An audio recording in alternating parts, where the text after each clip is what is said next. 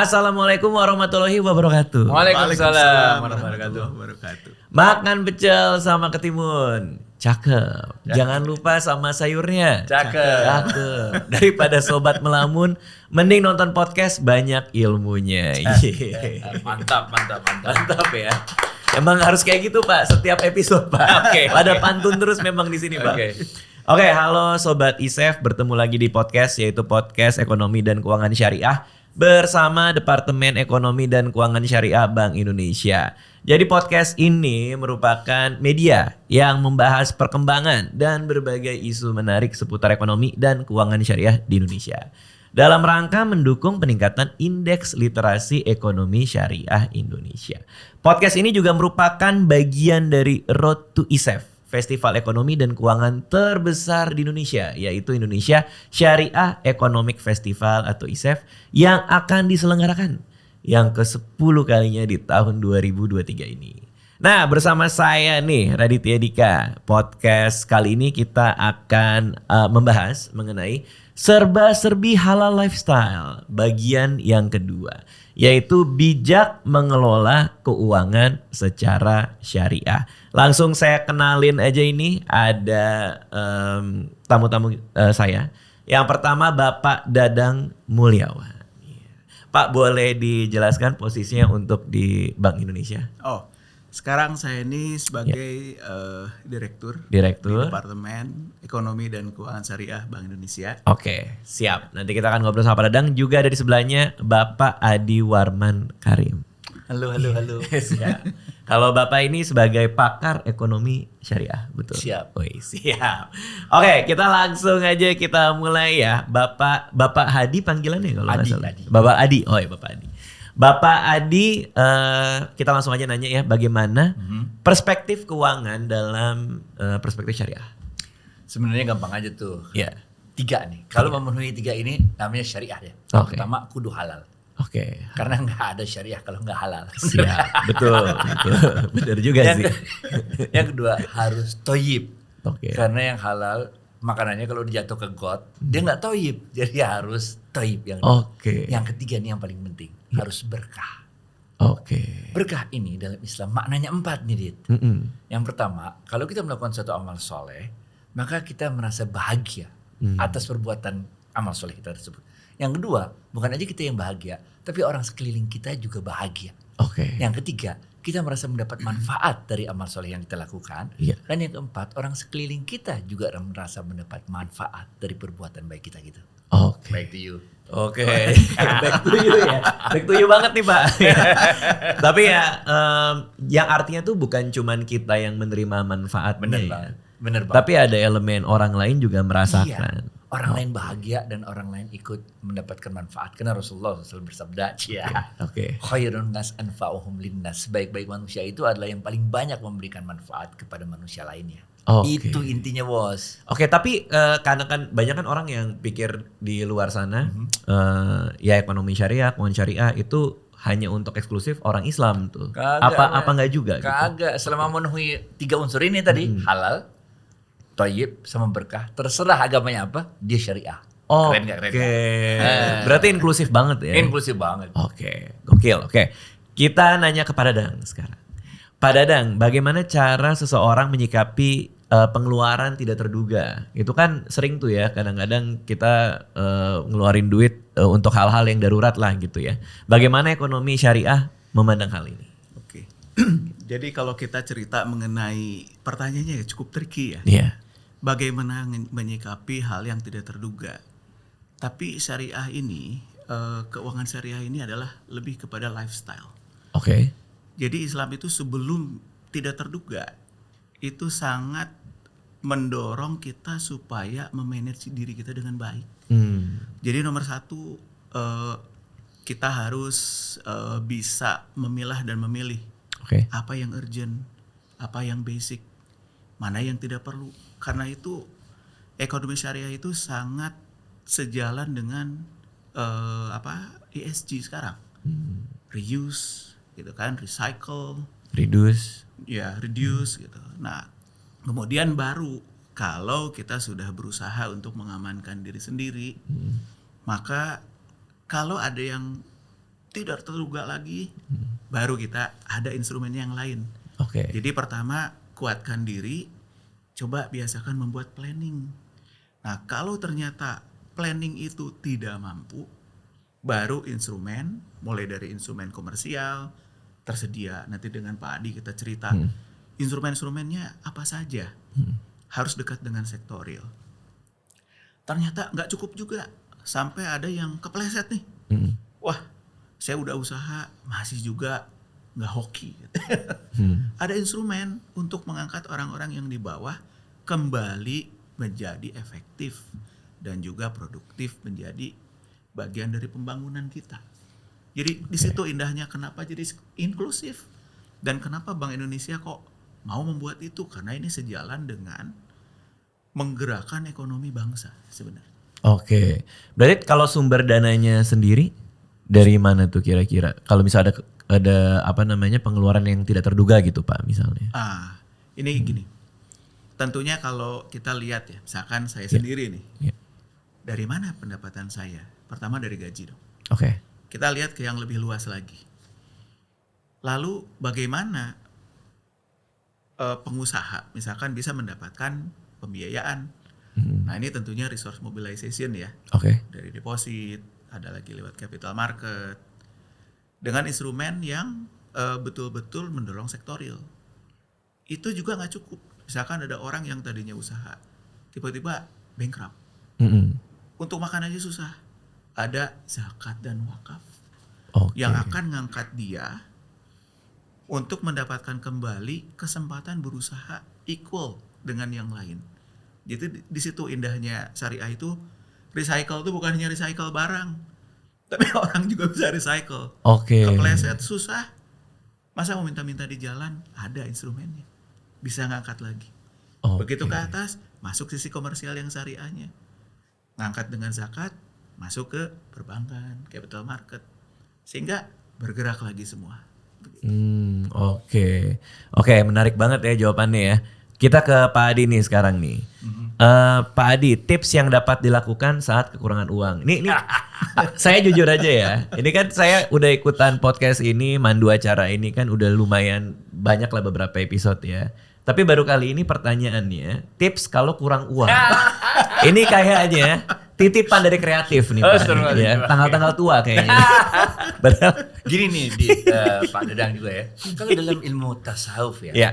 Pertanyaannya itu harus seimbang. Bukan aja pengeluaran tidak terduga. Betul. Tapi dalam Islam kita juga percaya pendapatan tidak terduga. Pendapatan tidak terduga. Bener gak? Wah, ini biar adil dong, bener gak? Betul. Jangan cuma ributin pengeluaran tidak terduga. Tapi ada juga pendapatan tidak terduga. Bener gak? Gimana tuh?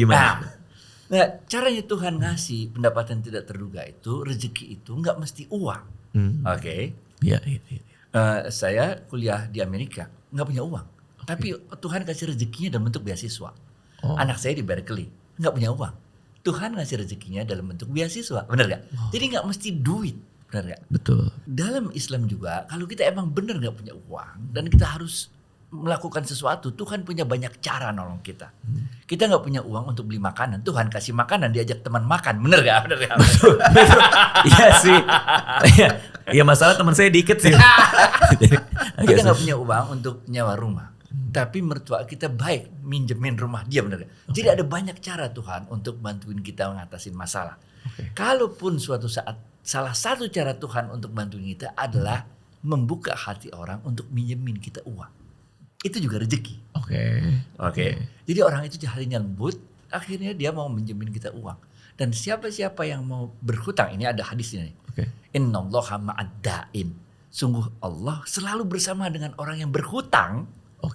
Selama pertama dia betul-betul berusaha untuk melunasi hutangnya dan hutangnya tidak digunakan untuk hal-hal yang maksiat. Udah main takut apa kita hidup. Oke. Ini nih tapi menarik nih. Saya bertanya agak hati-hati nih. Cuman berarti apakah berarti ekonomi syariah itu memungkinkan orang berhutang tuh bisa ya berarti? Bisa, biasa hidup. Rasulullah SAW aja pernah ngutang. Selama dua hal tadi. Uangnya juga bukan untuk hal maksiat. Betul. Dan memang sungguh-sungguh mau dibayar. Iya, bukan mau ngemplang, kecuali kan emang dari awal niat kita minjem udah mau ngemplang, itu enggak bakal asik. Iya bener-bener juga. Ada aja tuh yang kayak gitu tuh. Iya. Bener. Oke, kita ke Pak Dadang sekarang nih. Kalau kita menyikapi perilaku hutang di kalangan masyarakat, itu gimana menurut Pak Dadang? Kita sebaiknya gimana? Kembali lagi Pak, ekonomi syariah itu lahir dari nilai-nilai. Nilai-nilai dari mana? Seorang ibu. Oke. Ibu itu penuh dengan kasih sayang ya. Dan karena itu ya, sebelum masuk ke ekonomi syariah, kenapa? Saya pertama kali mendengar ini tuh ngobrol dengan salah satu bagawan ekonomi syariah, Pak Umar Capra. Jadi betul-betul yang dibangun itu adalah karakter. Jadi hutang itu bukan hal yang hina seperti tadi. Tapi juga menjauhkan diri dari utang itu lebih utama. Karena kata Pak Adi Warman tadi, rezeki itu bermacam-macam, bukan hanya uang, kesehatan. Kita bisa melihat, kita bisa berjalan. Semua itu harus kita lakukan 5 sebelum 5.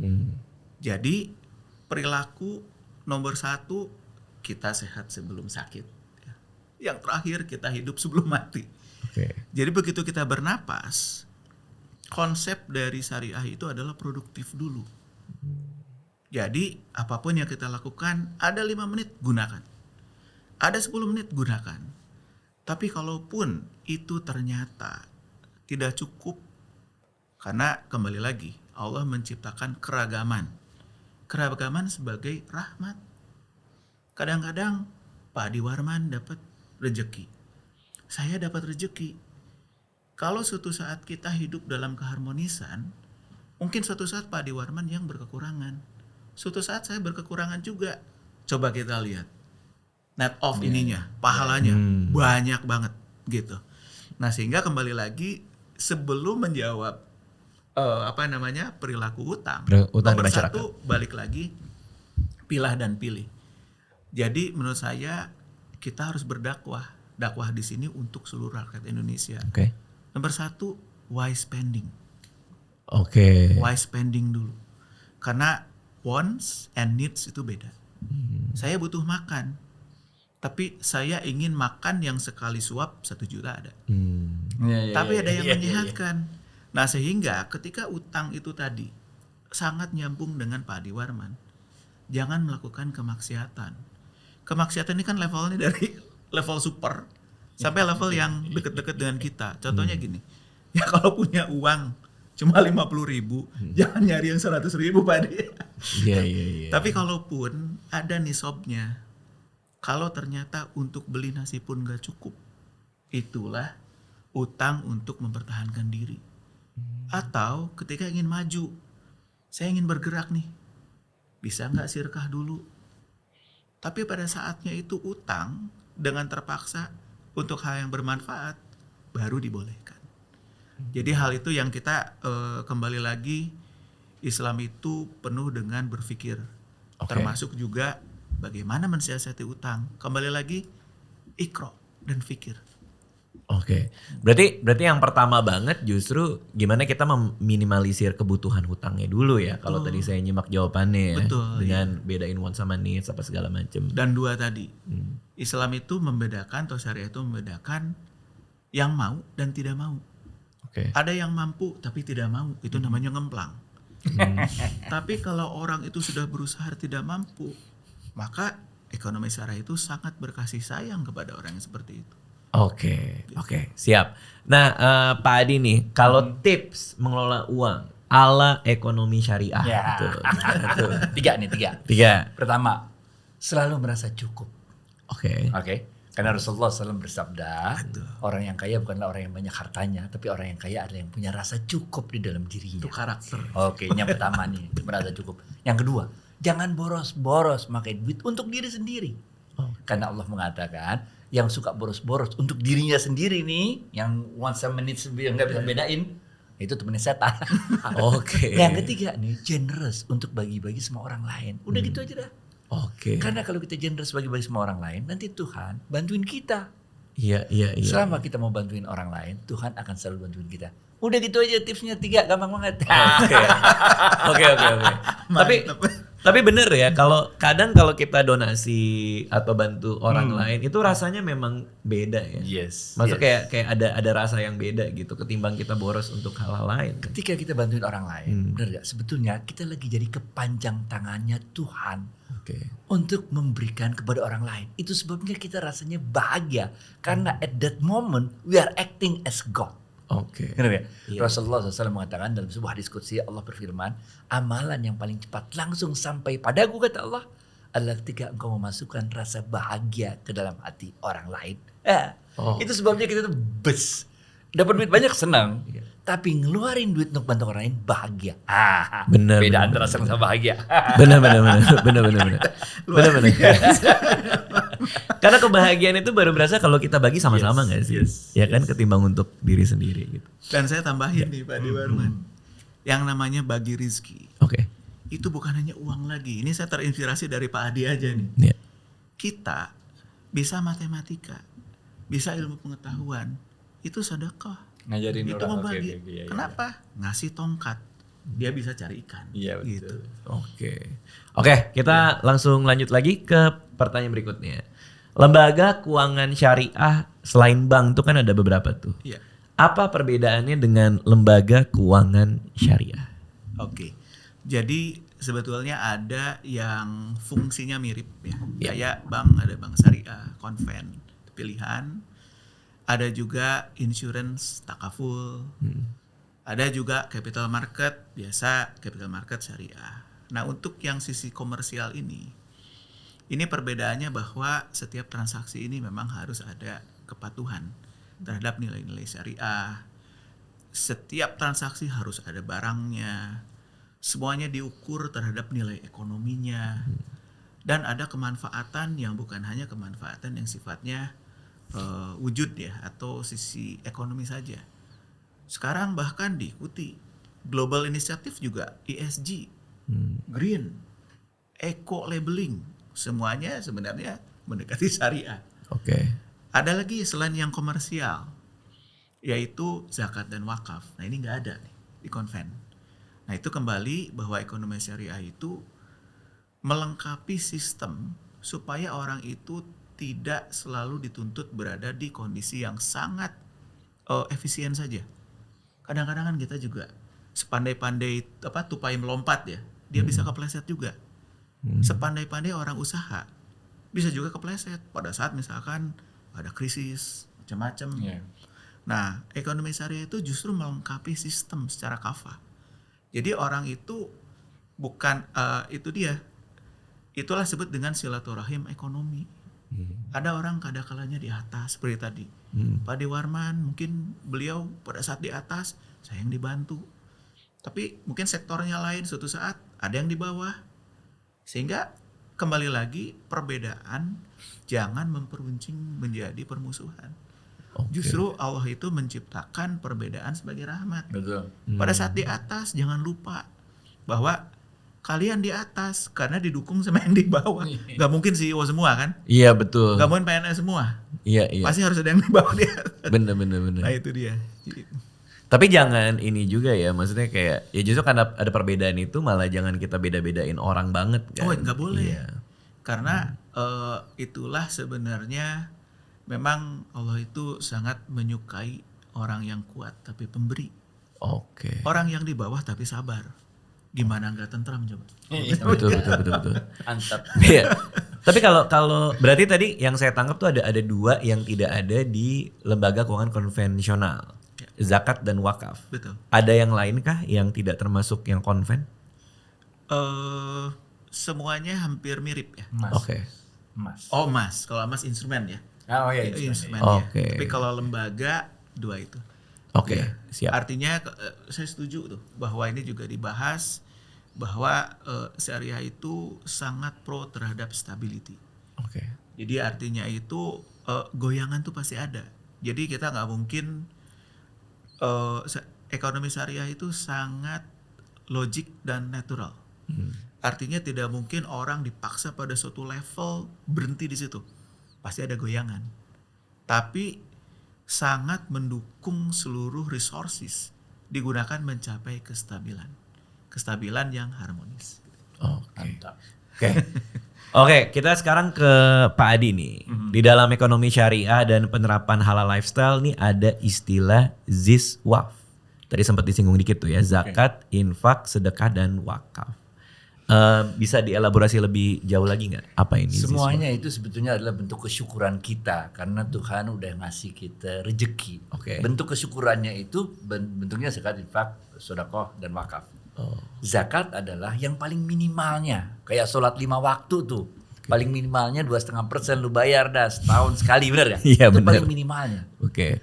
Sedangkan infak ini adalah sesuatu yang kita keluarkan untuk pengeluaran lainnya yang dibutuhkan.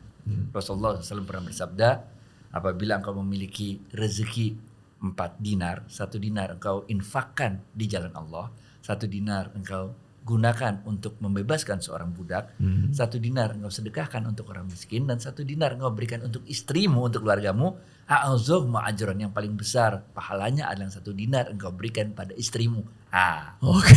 Itu jadi maksudnya bab infak, men, jangan beli sama bini. Bener sih, bener.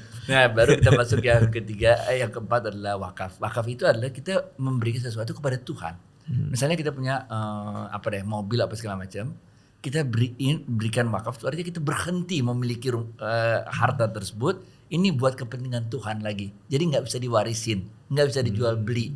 Misalnya kita punya ruko 4 gitu, 1 kita wakafin. Nah, ruko itu khusus untuk kepentingan kemanfaatan umat aja, atau wakafin masjid, atau bahkan sekarang ada wakafin pakai sukuk malah. Oh ya benar. Saya dengar juga tuh ya. Udah gitu doang dah, pokoknya kita bentuk kesyukuran kita untuk kepada Tuhan, untuk terima kasih. Bentuknya bukan cuma alhamdulillah doang, itu mah tuh easy bener.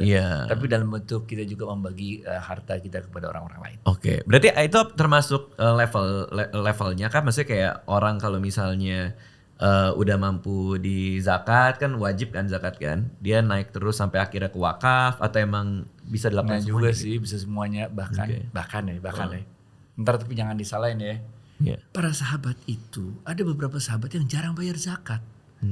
Karena belum jatuh tempo, dia udah keluarin. Statusnya bukan zakat. Zakat itu kan baru muncul apabila udah jatuh tempo 1 tahun, bener gak? Atau kalau pertanian pada saat dia panen. Atau kalau fitrah pada saat ini. Jadi para sahabat itu mengeluarkan hartanya sebelum jatuh tempo. Bahkan juga sebelum mencapai nisab. Jadi dia itu gak kena zakat, udah keluarin duluan. Nah, jadi zakat itu itu untuk ngingetin kita kalau yang levelnya nggak kayak sahabat gitu, yang masih seneng nyimpen dulu, nah itu dikenain zakat. Itu minimalnya. Paling lambatnya lu 1 tahun mesti keluarin zakat. Tapi para sahabat tuh wa mimma razaqnahum yunfikun. Whatever you get in, you get out gitu. Jadi para sahabat itu muter terus duitnya. Sayyidina Utsman bin Affan radhiyallahu anhu takut kalau nyimpen duit semalam di rumah, nginep aja takut, bener gak? Karena dia khawatir dia nggak bisa besoknya udah keburu meninggal. Ada perasaan harus segera berbagi karena Allah udah begitu baiknya sama kita, ngasih rezeki cepet, kita juga mau cepet-cepet ngasih rezekinya ke orang lain. Gila. Iya, paham. Kalau salah kaprah dalam masyarakat soal ini tuh ada nggak sih, Pak Adi? Misalnya ada beberapa yang orang masih yang salah kaprah soal ZISWAF ini gitu. Wah, itu sih banyak banget. Kan orang semua tergantung niatnya. Ada juga yang udah jatuh tempo nih, nisabnya udah kena, jatuh tempo waktunya udah kena, tapi dia nggak mau bayar zakat, jadi diakalin. Ada caranya. Diakalin? Ada caranya. Gimana cara ngakalin zakat? Gampang bos. Misalnya nih ya kita punya duit ya, misalnya 100 juta ya. Kan udah mesti keluarin zakatnya, udah setahun kita milikin, bener gak? 5 hari sebelum 1 tahun kita pinjemin ke orang.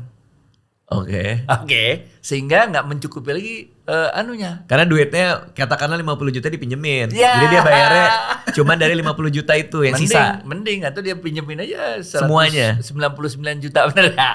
Oh gitu. Ini teknik untuk ngakalin. Tapi kalau kita aja yang manusia, ada orang. Lah kalau kita aja manusia tahu bahwa itu main-main tipu-tipuan, gimana lagi Tuhan, bener gak? Nggak mungkin kita bisa tipu Tuhan, jangan yang model begitu dah. Ada aja orang ya. Itu ada Pak kayak gitu. Saya baru dengar loh itu.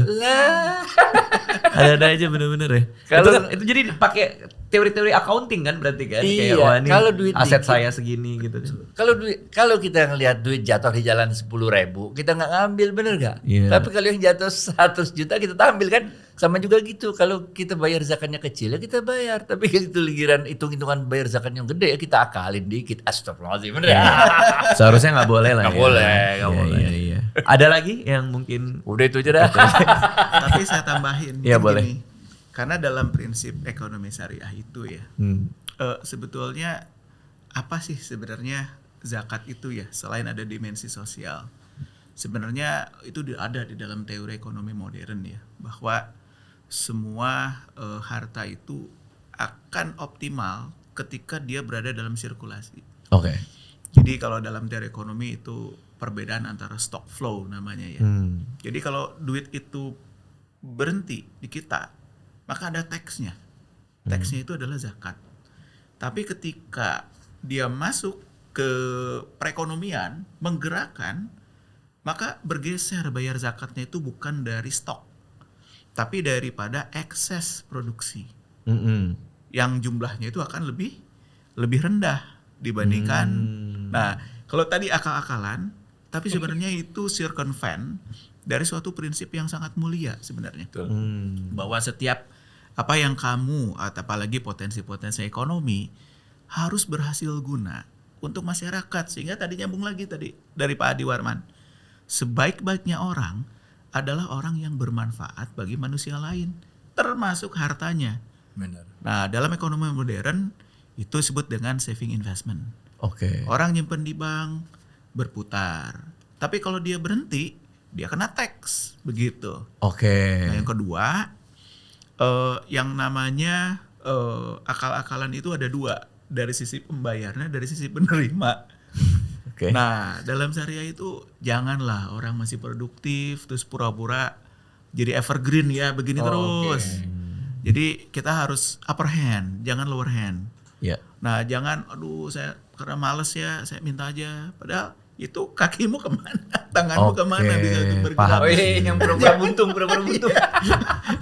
Nah, Iya, itu iya, benar-benar. sangat tidak dibolehkan seperti itu. Karena balik lagi, zakat wakaf itu ya kalau memang sudah tua ya, udah 90 tahun, ya jangan disuruh kerja juga.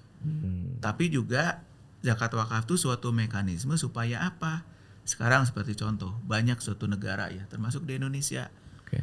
mau ke bank nggak punya aset, mau bergerak nggak bisa, dikasih pinjaman pun bakal macet. Kenapa? Makan aja belum. Oke. Nah, zakat wakaf itu adalah suatu ingredient anti inflasi. Oke. Bayangin sekarang ada scarcity of resource. Tanah tambah sedikit, orang tambah banyak. Apa akibatnya apa? Orang mau ke rumah sakit, meningkat. Orang mau sekolah, naik. Ya ada BPJS, tapi juga kasihan pemerintah. Nah, sehingga zakat wakaf itu adalah mitra pemerintah dan masyarakat.